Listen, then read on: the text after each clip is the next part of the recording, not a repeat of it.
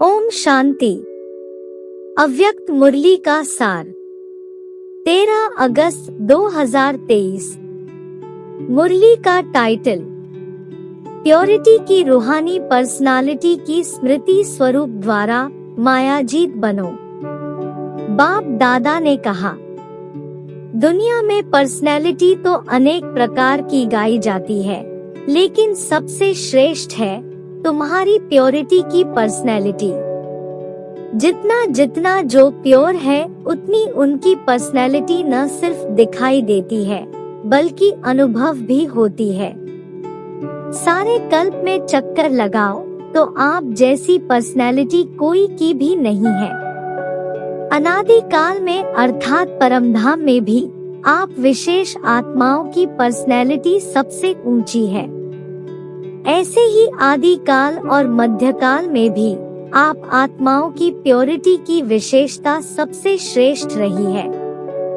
तो क्या आपको अपनी रूहानी पर्सनैलिटी का इतना नशा रहता है? अगर बुद्धि में यह सब इमर्ज रूप में रहता, अर्थात स्मृति में रहता है, यह स्मृति ही समर्थी का आधार है, और जहाँ समर्थी है वहाँ माया आ नहीं सकती। फिर बाबा ने कहा, अब माया को सदा के लिए भगाना है।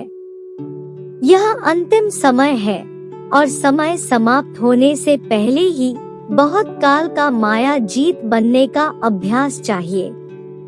माया जीत बनने का सहज साधन है अपनी रूहानी पर्सनैलिटी को स्मृति स्वरूप में रखो। वैसे भी जो ऊंची पर्सनैलिटी वाले होते हैं, उनकी आंखें कहीं भी किसी भी चीज में डूब नहीं सकती। प्योरिटी भी सिर्फ ब्रह्मचर्य व्रत नहीं, लेकिन पवित्रता की निशानी है, स्वच्छता और सत्यता।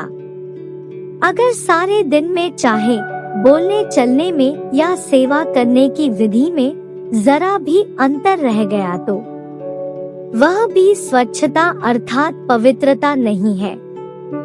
व्यर्थ संकल्प भी अपवित्रता ही है।